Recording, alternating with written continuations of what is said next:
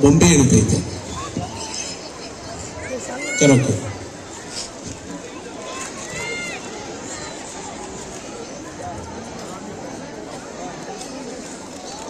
ಅಷ್ಟೊಳಗಡೆ ಒಂದು ಡೈಲಾಗ್ ಹೇಳ್ಬಿಡ್ತೀನಿ ಬೇಕಾದ್ರೆ. ಮಯೂರ ಚಿತ್ರದ ಒಂದು ಚಿಕ್ಕ ಸಂಭಾಷಣೆ ಡಾಕ್ಟರ್ ರಾಜ್ಕುಮಾರ್ ಅವ್ರದ್ದು. ಅಮ್ಮ, ಬುದ್ಧಿ ತಿಳಿಯುವ ಮುನ್ನವೇ ನಿನ್ನನ್ನು ಕಳೆದುಕೊಂಡ ನೆನಪಿಗೆ ಕಣ್ಣಿಗೆ ಅರಿವಾಗದ ವಿಷಯ, ಕರುಳಿಗೆ ಅರಿವಾಗುವುದೆಂಬ ಮಾತು ಎಷ್ಟು ಸತ್ಯತೆ. ಹಾಗಾದರೆ ನನ್ನ ಕನಸಿನಲ್ಲಿ ಕಾಣಿಸಿಕೊಳ್ಳುತ್ತಿದ್ದ ದೇವತೆ ನೀನೇ ತಾಯಿ.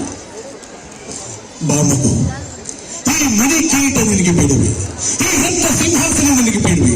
ಈ ಸಾಮ್ರಾಜ್ಯ ನಿನಗೆ ಬೇಡವೇ ಎಂದು ಅಕ್ಕರಿಂದ ಕೇಳುತ್ತಿದ್ದವಳು ನೀನೇ ಅಮ್ಮ. ಅಮ್ಮ, ಈ ನಿನ್ನ ಮುಖದಲ್ಲಿ ಅದೆಷ್ಟೊಂದು ಪರ್ವತ ತಾಯಿ, ಅದೆಷ್ಟೊಂದು ಪರ್ವತ.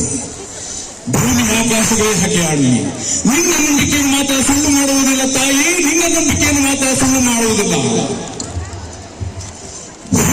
ಸಂಚು ಮಾಡುವಂತೆ ನೀನು ನನ್ನ ರಾಜ್ಯವನ್ನು ಕಬಳಿಸಿ ಮನೆಯುವ ಸುವಸ್ಕಂದವರ್ಮ, ಯಾವ ಕಲಂಬರ ವಂಶವೃಕ್ಷ ನಿನ್ನ ಕೌರಕ್ಕೆ ಸಿಕ್ಕಿ ನಿರ್ನಾಮವಾಯಿತೆಂದು ತಿಳಿದಿರುವೆಯೋ, ಆ ಮಹಾವಂಶವೃಕ್ಷವೆಂದು ಮತ್ತೆ ತಿರುಗುತ್ತಲೇ ಎತ್ತಿ ನಿಂತಿದೆ. ಪಲ್ಲವರ ಸಲ್ಲಡಗಿಸಿ ನಮ್ಮ ನಗರದಿಂದ ಹೊರದಾಡಿಸಿ ಮತ್ತೆ ವೈದ್ಯಂತಿ ರಕ್ತ ಸಿಂಹಾಸನದಲ್ಲಿ ಕನ್ನಡ ರಾಜವಂಶವನ್ನು ಪ್ರತಿಷ್ಠಿಸುವ ಮುಹೂರ್ತವಾಗುತ್ತದೆ.